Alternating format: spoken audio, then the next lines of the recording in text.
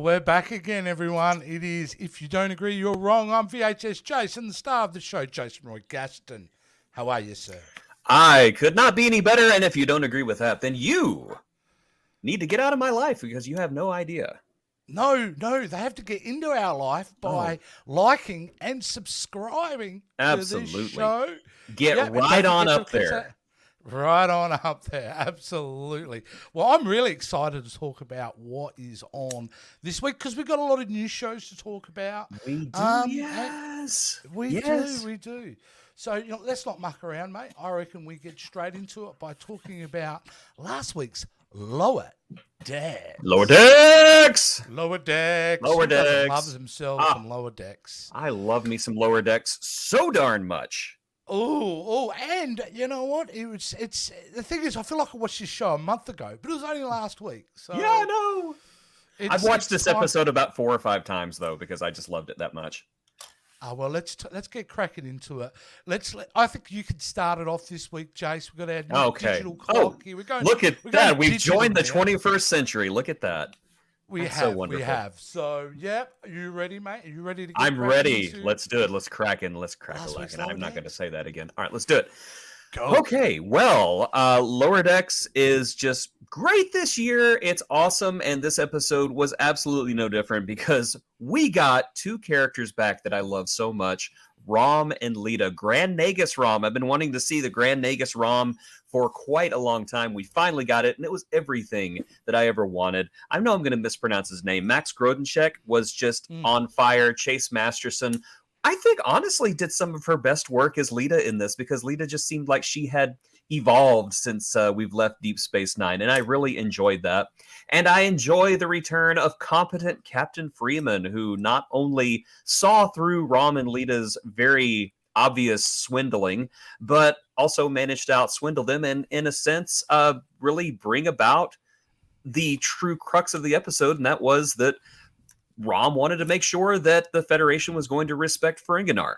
And I really thought that was great. B-plot was wonderful as well. Everything about this show is great.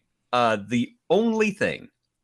Well, before I get into that, Boimler watching TV was awesome. I loved how he was talking about the product placement as the Paramount logo was right behind him. Meta Star Trek joke, love it. And Rutherford and Tendi pretending to be a married couple. You could just feel the shippers just exploded in glee at the very beginning and just crush in agony at the end, and I was all here for it. The only part of this episode I don't like is that can we please get over Mariner being so upset that she got promoted? I feel like we've dealt with this episode 4 or 5 times.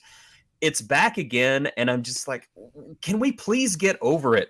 Oh, and one other good thing, Tom Kenny as Mariner's Ferengi friend. Great, just getting off of Fiona and Cake. It was great to hear him again. Lower Decks, I'm giving this one a Rurific thumbs up. Yay, Rurific all the way. Yay, Rurific. All right, well, it's probably time for me to have my crack at this episode. And, do it. Yeah. Oh, yeah. Okay, here we go. Ready to go.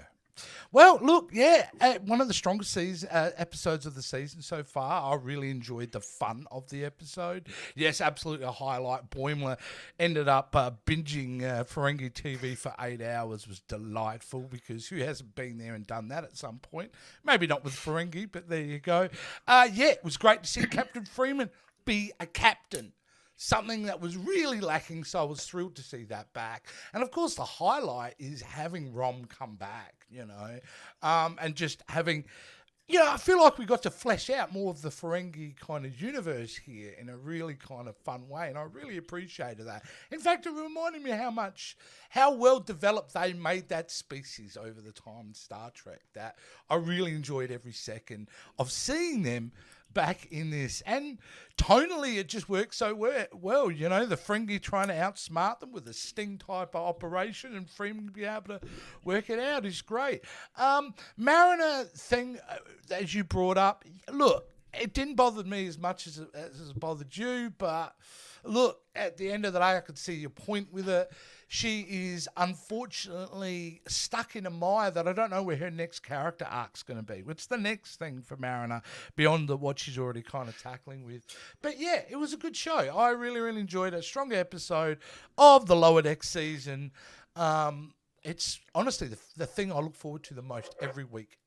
This current time is watching the new Lower Deck. So, yeah, keep it up. And just to finish it off, don't worry, we're getting Lower Deck Season 5. There ain't going to be a problem there.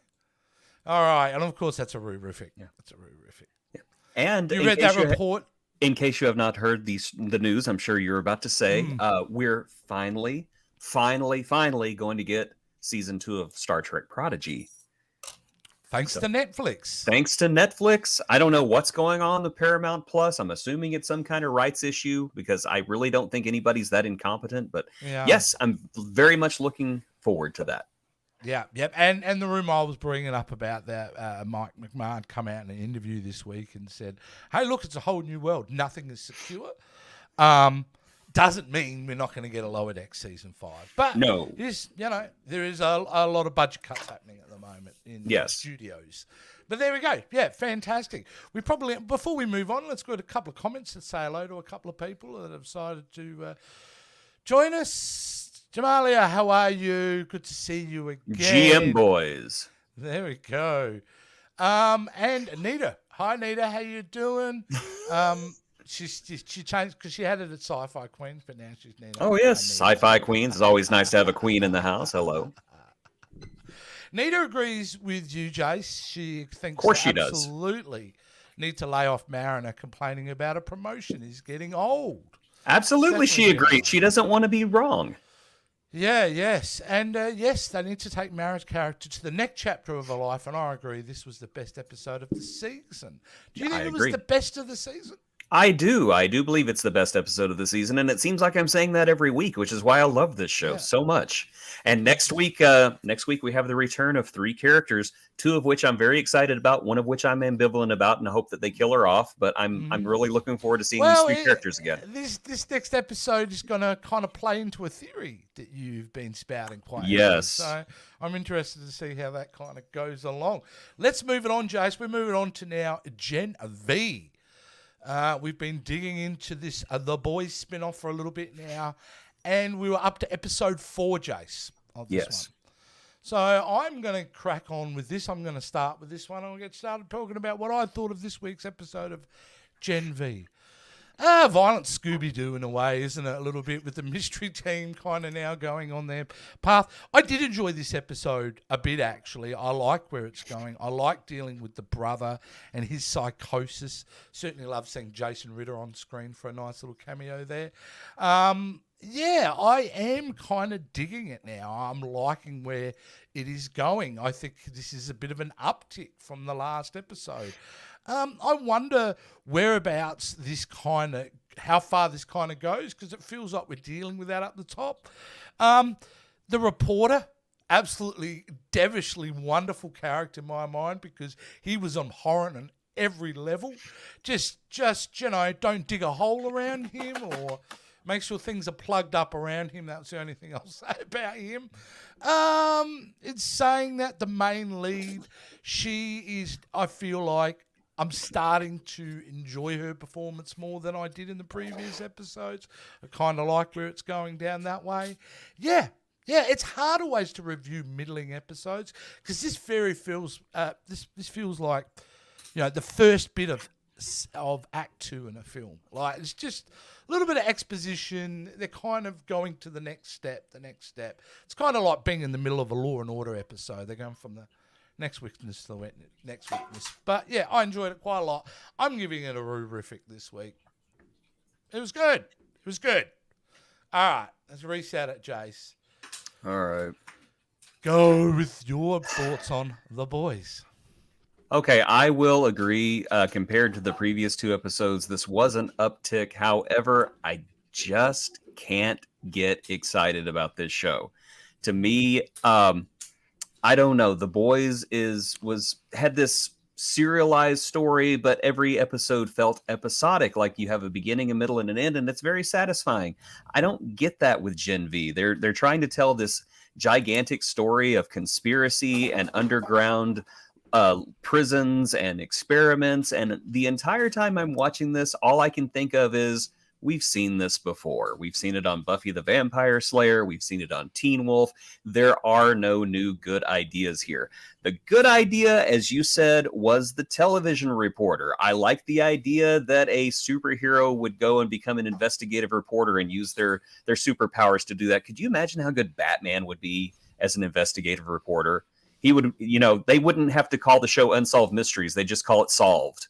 He'd walk in and, we have the mystery of Marie Tate, who was taken from her house at age 4. Oh, wait, she lives in Wisconsin because of that debris on the shoe and that clip I just saw. This mystery solved. That would be amazing. I liked that. The other characters were fine. I think Cricket was the standout of this episode. I really liked her relationship with Golden Boy's brother. I haven't learned his name yet.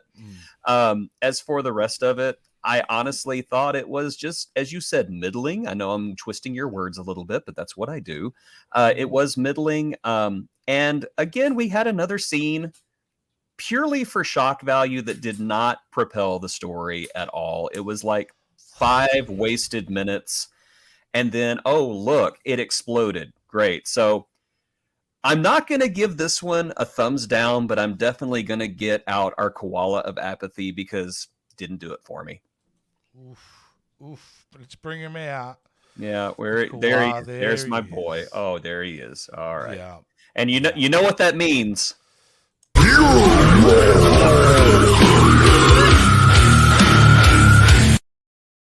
Well, kinda.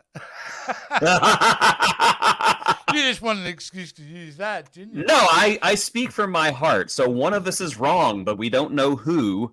People in the comments got to tell us who's wrong on this one. That's right. And we'll go back to the comments quick. Anita turns around and says she likes Gen V. She thinks it's a good show. Okay, that was always allowed. All right. That was always allowed. That's it. Just laughing about that. All right. Okay. Now let's move on to our next show, which, well, I was very interested to see how the third part of this was going to go. And that is the Continental from the world of John Wick. The final part of this miniseries dropped over the weekend. We've watched it. Jason, are you ready to have a crack and talk about what your thoughts on the final episode of the Continental was? Sure. Here we go. Okay, so I loved the first episode, hated the second episode. This one is somewhere in the middle, though leaning towards the thumbs down. I will completely admit, because I think episode 2 just completely took me out of it. I don't know who these characters are. I don't care who these characters are anymore. It just did not do it for me anymore. And I think I finally put my finger on what's bothering me. I think the first episode told an amazing story. I think with the brother sacrifice at the end and where it left everybody, I thought they should have ended it right there. That would have been the perfect end. Kind of leave us hanging. How's this guy going to come back? Everything after that has just been lesser, and it has not been anywhere near as investing or anywhere near as interesting for me. Now, I am not a connoisseur of John Wick movies. I have seen the first one. I haven't seen any of the other, what is it, three more besides the first one. But yeah, I don't know. Maybe that's what's doing it. Maybe that's why I just can't get into it. But I just could not get invested into the third chapter. I'm not going to say it's a thumbs down. I'm not going to say it's a thumbs up. I'm going to put it right square in the middle with my buddy, the koala of apathy, and just say, meh. Well, there you go, mate. There you go. The koala apathy. You've dealt him out a couple of times. I have. I've got that little guy in my pocket. I just love him so much. All right. Well, I'm going to give you my thoughts on the third part of the Continental. I actually enjoyed this quite a bit. I actually felt that if you took the first episode and you took this third episode and you smashed it together, you got a really great movie. This is what I like about John Wick, to be honest with you. I don't watch John Wick because I'm looking for profound storytelling. I watch John Wick because I want to see cool gun fu, as they call Gun it. fu. And they had plenty of it in this episode. It was fairly action driven.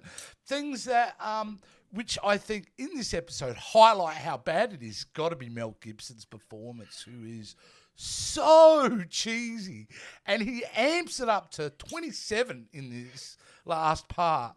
And yeah, so look, on a very superficial level, from the action standpoint and the fact that they just got on with it, I enjoyed it quite a bit. I think some of the fights were very well staged. I didn't mind how it ended as well, because how it ended felt very appropriate to where the other John Wick movies kind of fit in. But yeah, if anything, it takes about 10 minutes for me to lose the stench of episode 2 before I was able to lock into this. But yeah, I'm actually giving this one a thumbs up. I think it was actually a really good bit of fun. But overall, the whole series, it's definitely middling. But I think they brought it home fairly okay in the end here. So it's definitely a thumbs up for me, mate. That's where we're at. Well, you know what that means, though, right? Yeah.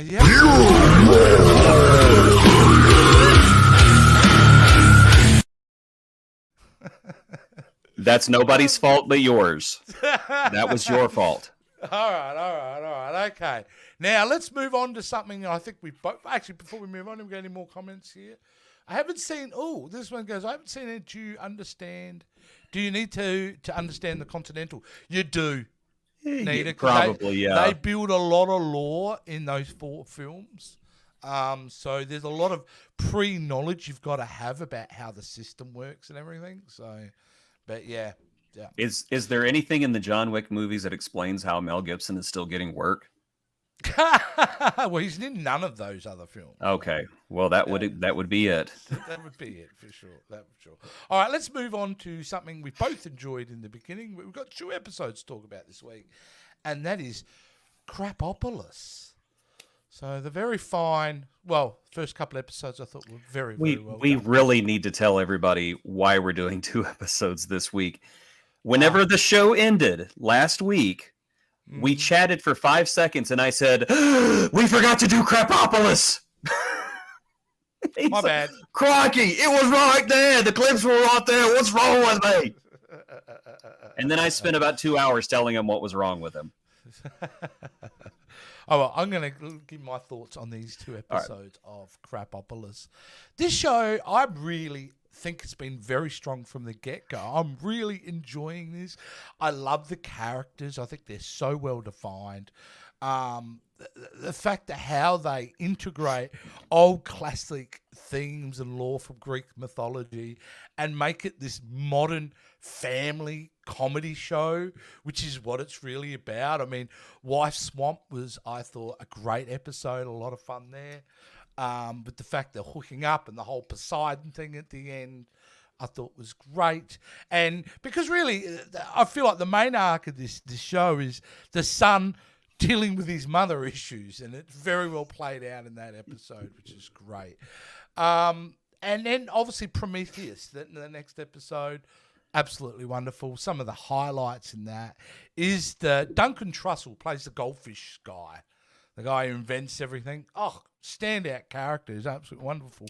But it was the sister in this episode who got to see her family with the Cyclops, and I thought that was really solid and really well done. So, yeah, I'm not going to go too much more into them except to say it's a great show. You need to get on it. I believe it's Hulu over in America. I get it for a different service.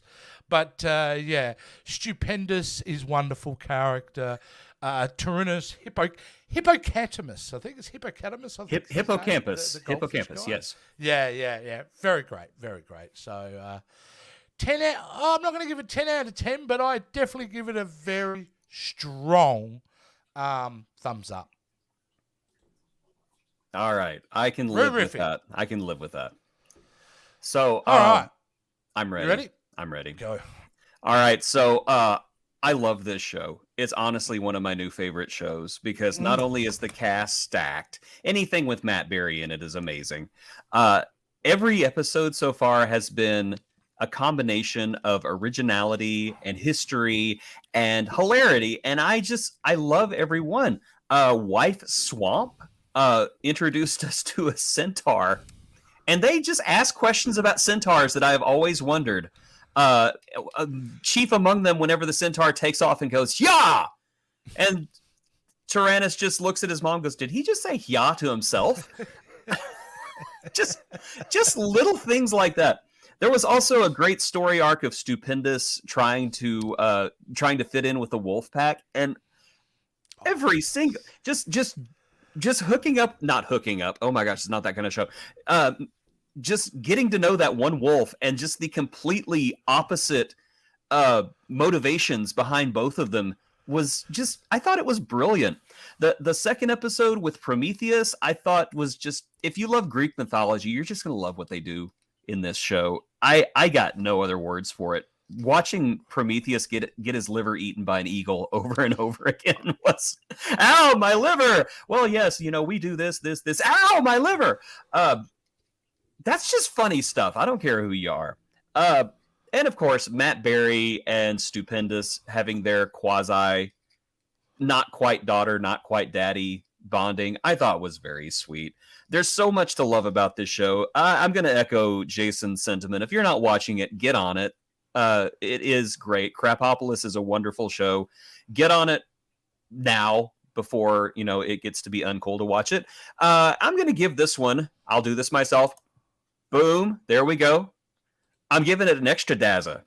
Oh, Ultra Dazza. Ultra Dazza. We call that one Ultra Dazza. Ultra Dazza. All right. Yeah. Hey, by the way, and Prometheus being an absolute moron. Well, not a moron. I was going to say a D-bag. There we go. A D-bag works, yes. Yeah, D-bag. Yeah, he was...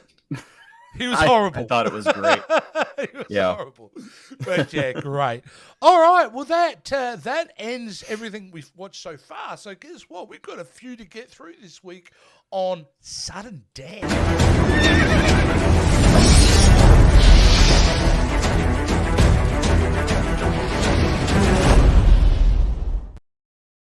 We got some shows have fallen and some shall rise. Which ones will they be? Find out today. Here we go. And we're going to start it off this week, Jace, with the second season of Loki. Yes. Wow. So Loki returns. Now, before we get started, let's just preface this quickly. Did you enjoy season 1? I did. I kind of thought it was a little bit underwhelming at first, but as it got towards the end, I really enjoyed it. Great. There you go. And I agree. I did enjoy it quite a bit as well. Although the season finale was garbage. I'm just going to say it was garbage. It was wordy garbage. I kind of liked it a lot. I loved the monologues. And it was a giant monologue. My finger's going towards the button. No, you can't, because no, it's not an official thing we're talking about. You can't use it. All right, let's get started into this. You can start this off, Jace. I've got you in the right emotional place now. We're going to start you off. You can talk about the first episode of Loki season 2. Okay, so Loki Returns should just be the title of every single episode where Loki supposedly dies. Tom Hiddleston's amazing as Loki. I really enjoy him. And most of all, out of all of it, out of all the action, out of all the drama that we saw, Ki-Hee Kwan is a treasure, and we should protect him at all cost, because every single scene he was in was amazing. Every line he gave was fantastic. Every joke he cracked was a banger. This man is an international treasure. We must protect him. No harm must come to him. I enjoyed how they started this season. I enjoyed how last season's Nobody Remembers Loki thing was kind of a red herring, and it kind of retconned itself after a minute, because I was just like, oh, this is going to be so terrible. Oh, they fixed it. And of course, the action, the drama was great. But I think Sylvie's final after credit scene, I want to try everything. It's what I say every time I go into a McDonald's too, but she meant it from a completely different place. And it was like, yes, yes. It would have been great, though, if it had been a Baskin Robbins and Paul Rudd was working. I'm just saying. Yeah, Loki season 2, it's off to a very strong start. I can't wait to see where it goes, even if it does involve Kang, which has been just a huge dud in the MCU. I'm kind of looking forward to see what this show does with him. Hopefully makes him more of a threat. Not holding my breath, but that just means maybe I won't be disappointed later. Thumbs up. Give me that kangaroo. Thumbs up. There you go. There he is. Fantastic. Excellent. All right. Well, I'll let you know what I thought. I love good stories and interesting stories. And time travel's been done so much, and the whole multiverse thing. But I really dug time slipping. I love the idea of it. I love the position it put him in. I love the way they solved it.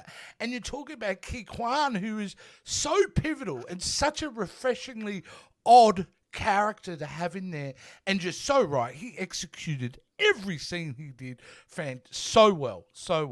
No, I'm really liking where it goes, because at the end of the day, Loki is so still dealing with. He got thrown out in that last episode, so he didn't know what in the beginning of this episode what had happened after he got pushed through that doorway.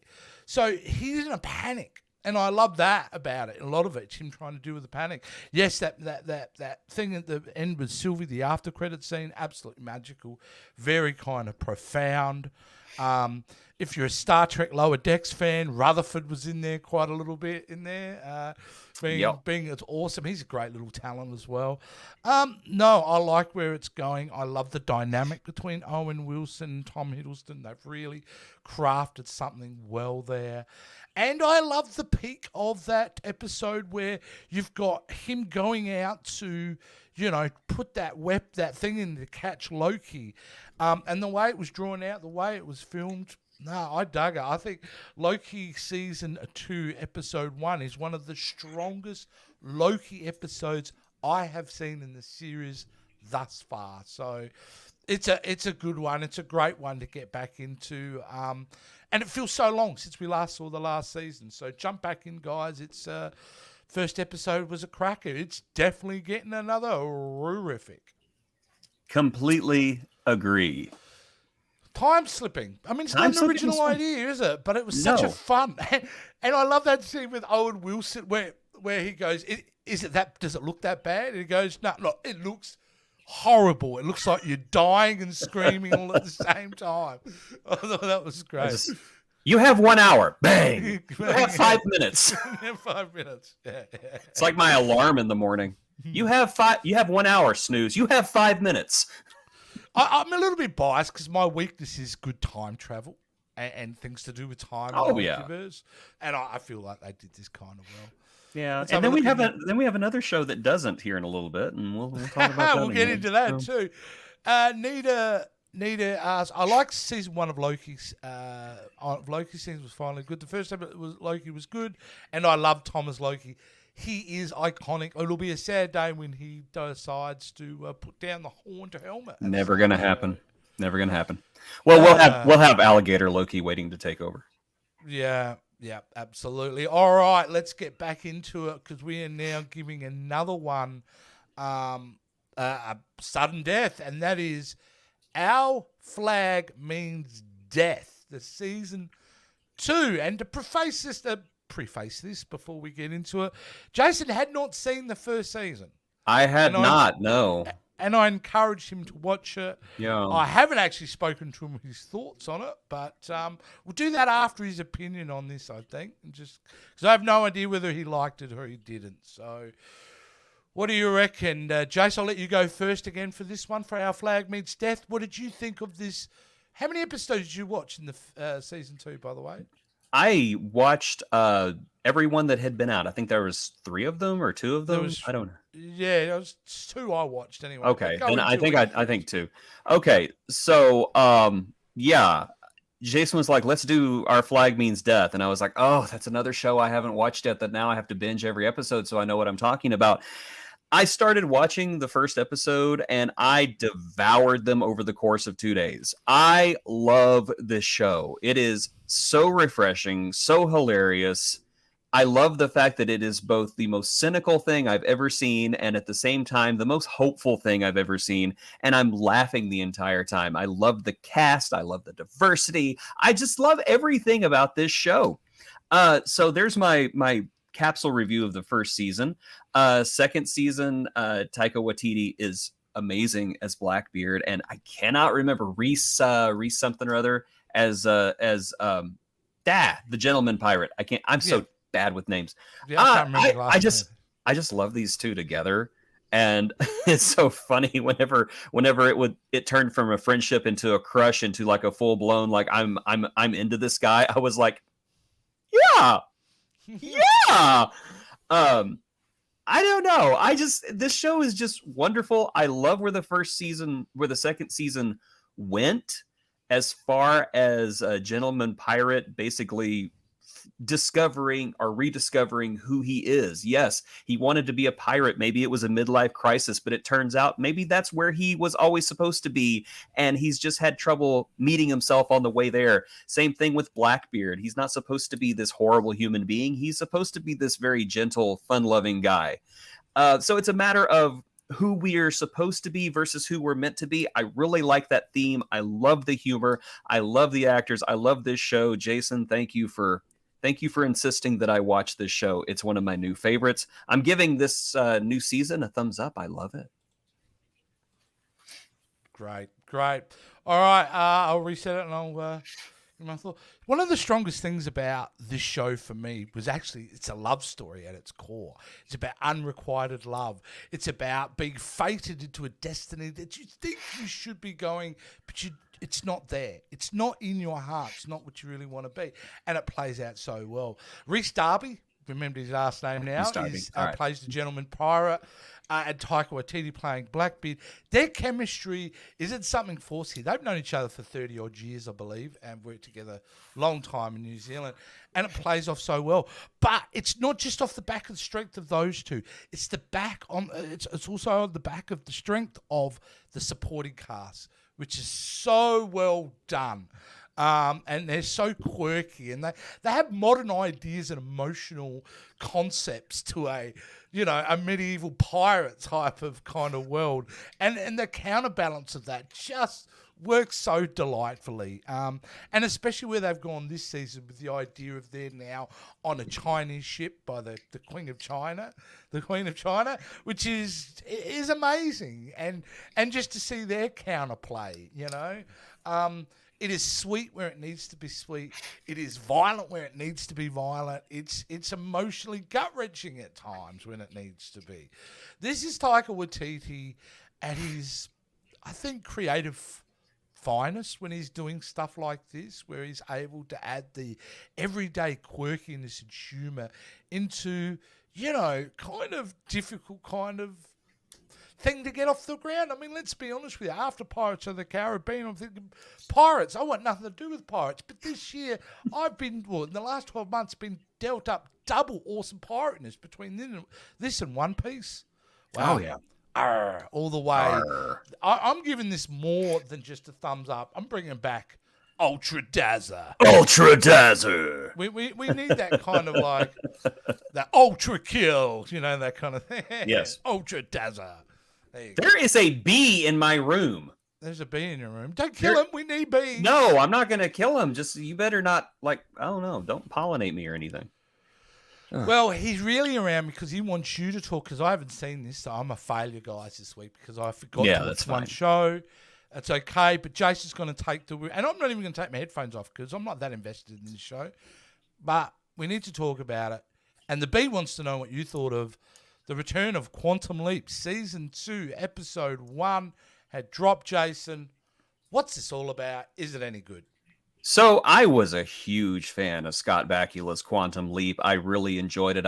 I would watch it every week whenever it was on.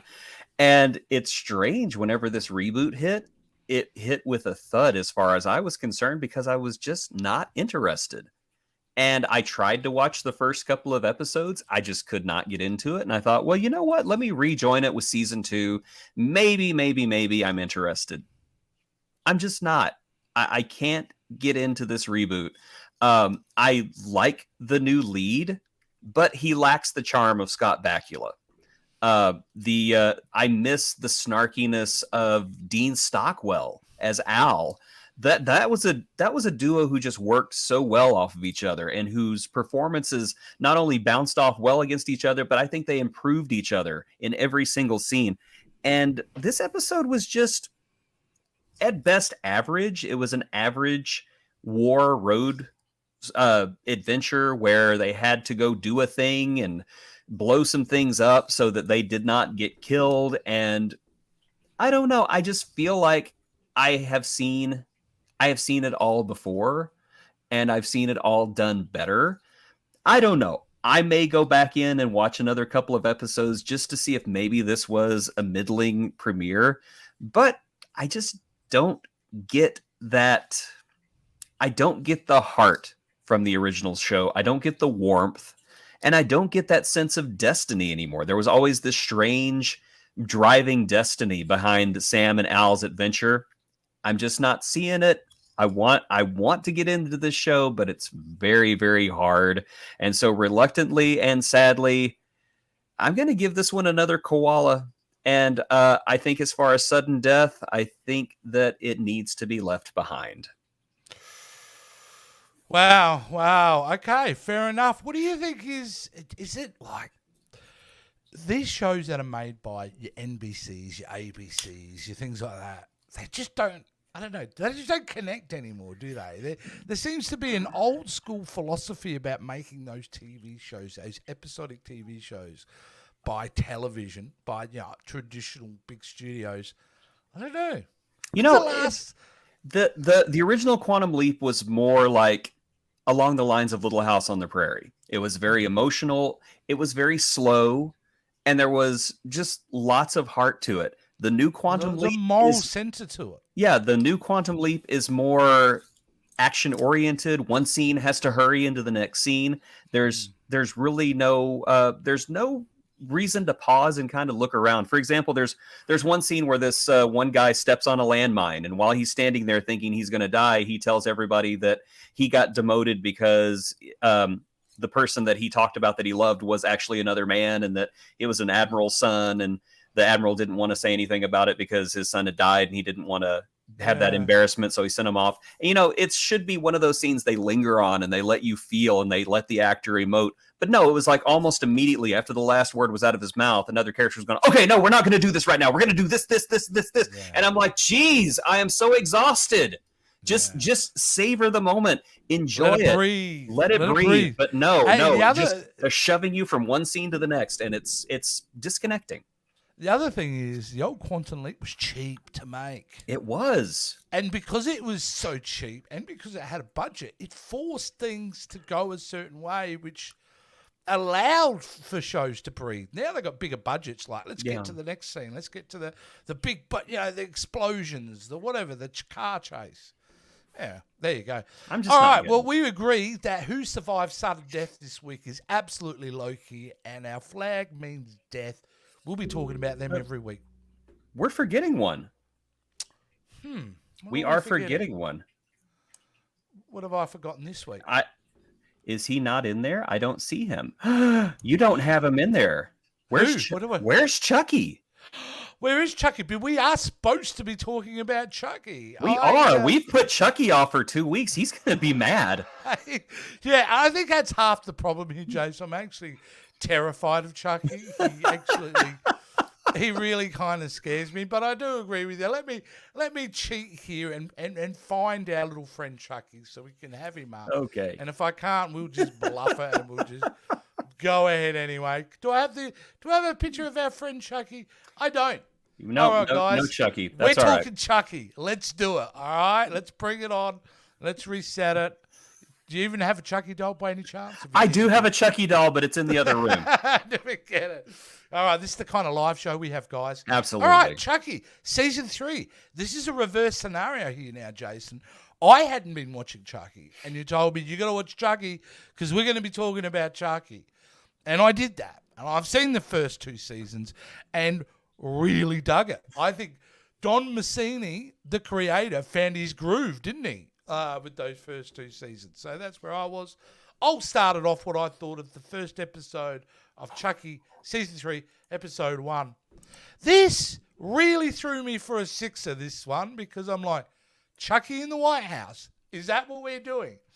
And I felt straight away when I was watching it, oh, this is a real dip now in the quality and the ideas. But they crammed so much into the first 2 seasons, I can see why they've kind of got there.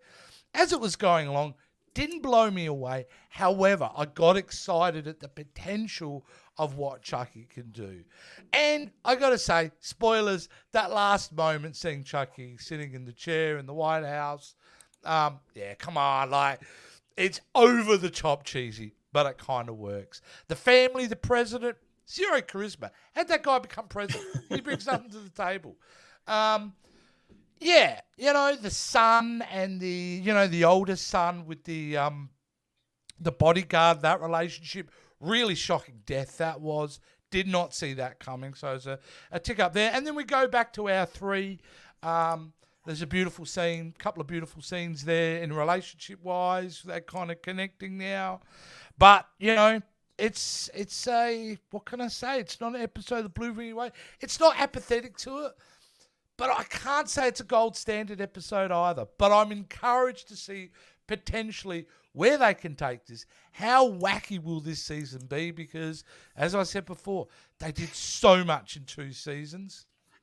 We'll see what happens. All I want is Andy. Just bring me some Andy.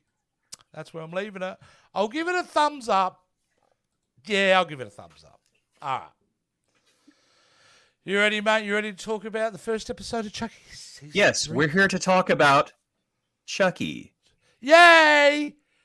Someone's got to produce this show properly. Thank you, Jay. Well, somebody's got to pick up the slack around here. Absolutely. Right. Let's start that timer. Chucky. I'm ready. Okay, so I initially watched the Chucky TV show to kind of laugh at what a absolute dumpster fire it was going to be. And I ended up so invested in this series that I have just watched every single episode, and I have loved every single episode. And the thing that I love most about this series is that you never know where it's going to go next, because it does not care. And there's so much lore to draw from, and it draws from all the lore, from the good to the bad to the awful. I mean, for goodness sakes, we had the return of Glenn and Glinda last season from arguably one of the worst Chucky movies, which I love. They brought in lore from the direct to streaming movies. They don't care. They're going to do whatever they want to do. So that is what I love about the Chucky show, is that you never know what it's going to do next. And so whenever the camera pulled back in that first scene to show that Chucky was in the White House, I just thought, okay, let's see where this goes. I'm going to say the episode was not like terrific. It was not mind-blowing, but I think it's a good stage. That was almost came out wrong. It was a good stage setter for what's coming up next. I do like how they keep weaving Devon Sawa into every season as a new character, and you're just counting down until he dies. It's like Brenda from Scary Movie at this point, only a lot less entertaining. I do love Devon Sawa, though. I'm glad to see he's back doing things again. And of course, the core 3. I love these kids, and I'm always scared for them because honestly, they could kill off one of them at any minute. And I would just be like, no, well, what did we expect? I'm also wondering what happened to Jennifer Tilly. I love Jennifer Tilly. I want to see her back. Hopefully she's not gone forever. I'm more enthusiastic about it. I'm giving the season of Chucky a thumbs up, and I can't wait to see more. Yeah. Yeah, hopefully they're all kind of back, though, aren't they? Who we've seen so far, because, yeah. It's in some ways, I turned to my wife and I said, this show has no business being as good as it is. It doesn't. It really doesn't. Because they kind of, Don Massini's just found his way. He's been able to draw, like you said, all these movies, some hit, some miss. And then, who's going to stop me? If I want to burn this franchise to the ground, I'm going to do it. But he hasn't burned it to he hasn't burned it to the ground. He's made it better than ever, and I'm all here for it. I mean, come on, Chucky is clown shoes, and I'm so glad they finally realized Chucky is not scary. Chucky's not scary. He's a goofball. And I love that they finally embraced that. They tried to make him scary again in the direct-to-video movies, but they're just like, no, he's clown shoes. Let's make him goofy. Yeah. And I love it. Nah, it works. It works. Absolutely. All right, before we go to Hidden Gems, we've got some more comments here. Let's see do what's this. Going on. We got our good friend from Captain's Quadrant dropping in, going, hello. Lolo, I'm watching Flag Meets Death. Great show. It is a great show, Joe. You know that. Yes. I think I'll defend Joe here. I reckon Joe watched it before I did. He actually put me onto it, if I remember. But there you go, which is really rare because Joe's taste. No, I'm only kidding, Joe. I love you, mate. He's always behind the times a little bit. Yeah. He only just took the shoulder pads out of his He's clothes. from Jersey, isn't he? Yeah, So I know. Yeah. Okay. As for Chucky, all right. Chucky is coming for both of us. Maybe. Not me. I put up the sign. He can't come for me. Andy. Jamalia says Where's Andy? He's terrifying. He's teffing. Chucky is teffing. So there you go. I disagree, but it's fear is subjective. Yeah, I'm afraid of enclosed places, and Ronald McDonald, other people are scared of dolls. It's fine. Yeah. All right, let's get into Hidden Gems. Let's do it. The show.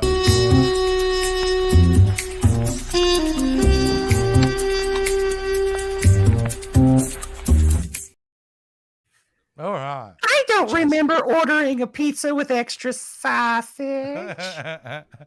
Well, it is that kind of music, Yeah. All right. Now, I'm going to talk about mine first, all right? So this is our Hidden Gems. Will we get a chance, Jace, to kind of pitch to the world out there some stuff they need to be watching? Not even if it's good. It can be bad, and we can still recommend it. And mine especially fits into that realm this week. It's an Australian film, and I'm really proud of this film because it was filmed in my hometown. It is Australian, mid-80s Australia, trying to make a giant sci-fi blockbuster in what they call the Time Guardian. I love that poster. I was going to say, it gets a tick straight away because of the poster. It is absolutely fantastic. Is it a movie or is it a Nintendo game? It does look like a Nintendo game cover, doesn't it? But what the film is, it's pretty kind of a basic plot. So let's just kind of give you what this film is all about. It's basically about it's 4039, and there's a group of survivors from what they call the Neutron Wars. And what they do is they keep moving through time to survive. So, they're trying to get away from this evil group called the Gen Dicky. That's what they call it, the Gen I'm Dicky. sorry, the what? The Gen Dicky. Say that one more time. Gen Dicky. I know, you enjoyed that. Basically, it's a time travel. It's that kind of reverse Terminator here, where they keep jumping through time, and they land in outback South Australia, my hometown. So what they need to do is they need to create a beacon so they can bring everyone else through. But the Gen Dicky figure it all out, and they attack them. It is awful, Jason. This film is so horrible that it's like it goes beyond being bad into cult love. Some of the lines are awful. But you're thinking, who's in this piece of crap? Well, there's a great Aussie Who fights actor. the Gen Dicky? I want to know. Yeah, I know, all right? Here's the kicker. It stars an Australian guy called Tom Burlinson. He's in a couple of great Australian films, The Man's from Snowy River. But it also stars Carrie Fisher and Dean Stockwell. I thought I saw Carrie Fisher in that trailer. She indeed. Oh, look at that. Coked up like you wouldn't believe in this film. This is 1987, all right? So she's right there in the realm. And Dean Stockwell just trying to get work. So yeah, but he's great. He plays a figure called the Boss in this. He's the head of the Gen Dicky. And it's stupid. It makes no sense. It's got some of the worst special effects you'll ever see, as well as some of the worst line readings from competent actors. You got to check it out because it's one of those films. I want to see it. I will send you a copy, Jason. I absolutely will send you a copy of The Time Guardian, because once you've seen it, you'll hate me for wasting 2 hours of your life, but you've got to check it out. I just got to know more about the Jin Dicky. Yeah. And by the way, that poster is the best thing about the whole film. The Time Guardian on Nintendo and Sega Genesis. It performed so poorly, this film, that it was made for $8 million. In Australia, grossed $97,000. Oh no! And internationally, it grossed $548,000. Oh no! They had that's so bad they had to take the cocaine back out of Carrie Fisher's nose. Yeah. Like basically, she consumed what the movie made. Basically. Oh, we're gonna have so many big. Stop talking about Carrie Fisher. We love Carrie Fisher. No! I tell you what, this is right at the edge, and then Carrie Fisher goes and writes Postcards from the Edge, and her life and her career changes, and she becomes the legend that she is. But at this time, she was in the white powder. All right, Jace, save this segment. Tell me you got something great for us to watch. I do. It's October, and therefore I'm concentrating on spooky movies. And this is one of my absolute favorites, and I have an affinity for the found footage movie. And this is great. It's called Hell House LLC. And now picture this. Most haunted house movies take place in a haunted house. This is a movie about people who are creating a haunted house in a house that later turns out to be an actual haunted house. Hell House LLC is a documentary-style found footage movie about a thrilling haunted house attraction that goes wrong in the wrongest way. It is an interesting story. It does have some genuine scares because they do pull out the clowns at one point, but not in a goofy way. I think that they were actually very sinister with the way they did it. It's very surprising. It is high quality. There are some sequels. I've never seen any of the sequels because I'm afraid they're going to mess it up. I will probably end up watching a sequel this year, but until I do, I fully recommend Hell House LLC if you like scary movies, if you like good found footage movies. This is a good, spooky, found footage horror movie that I fully recommend, and I don't think enough people are talking about. Wow. It wouldn't be in my radar because, like, to me, I'd be like, well, it's just Blair Witch and that. But you're saying it's well done? I mean, clearly they did this on a shoestring budget by the looking of that footage. Most found footage movies are. And that's what I love it. The biggest thing I love cheering for is people who have very low budget and then able to use that and make something really fun and interesting. Yes, indeed.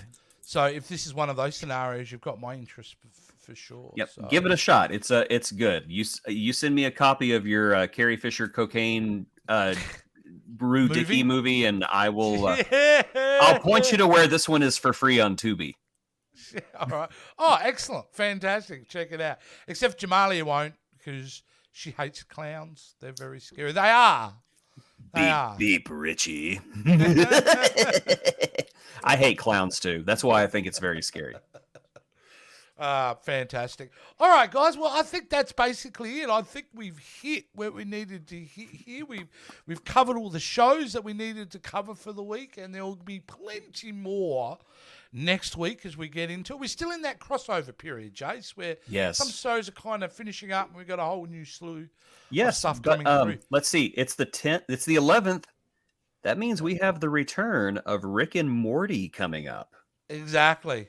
You actually sent a list. Jason provided me a list, and there was 20 shows on that list that were coming out this month, I reckon. So and there'll be a lot to cover. I'm going to make Jason look at new Family Guy and new Simpsons as well, which, that's a whole new level of torture. But that is a whole new level of torture. I will be honest with you, I still watch Family Guy. I still watch it. I don't mind. That was always allowed. It's fine. It's fine. It's not as good as it used to be, though. No, it's not. It's not. From those season 4 to about season 10. Oh yeah. Oh yeah. All right. Okay, guys. Well, that's it for us. And we hope you've enjoyed this show as much as we enjoyed doing it. Don't forget, if you want to check out Jason, tomorrow night, I believe, he will be talking more Lower Decks with our friend Captain Joe Dove over on the new revamped Captain's Quadrant. Very exciting stuff. You can also find me on Pop Culture Spread every Saturday. Well, I go, but look at me wearing that's the best I've ever dressed. Look at Rick. You guys are just slick. Yeah, we're dapper. We don't dress like that on the show, but we do talk about behind the scenes stuff, what's going on in the world of Hollywood and streaming, and all that kind of really interesting kind of plays. It's a fascinating time. Slick Rick and Jace the Face. Look at them. There you go. I don't mind best looking men in podcasting. Trademark that, please. That's now mine. And of course, Nita, who's been a great follower watching all that stuff, she's got her own show, and she just dropped last week, which is Sci-Fi Queens. Go check that out. Great show. The last episode was around sci-fi and gaming. Had a great guest on. It was a lot of fun. Go check them out. I love how varied their content is. It just seems like every week they come up with something new, and you're just like, "Oh, cool!" They do. I haven't been able to catch them live in a while, so I'm hoping I can catch them live next time. Yeah, fantastic. There you go, guys. Well, they'll be on next Friday. Until then, that has been If You Don't Agree, You're Wrong. We'll see you guys next week, won't we, Jason? And if we don't, you're wrong. Ooh. So, I don't know if you know about this, but I got an infection downstairs. Can you recommend any cream for that? Yeah, there's something called Hemiclear. That's pretty good. Okay, I don't know if they have it here in the States. I think that they sell it. I think they sell it as cottage cheese here. Oh, no. Well, look, I like it. It keeps things minty fresh. Well, I do need some of that.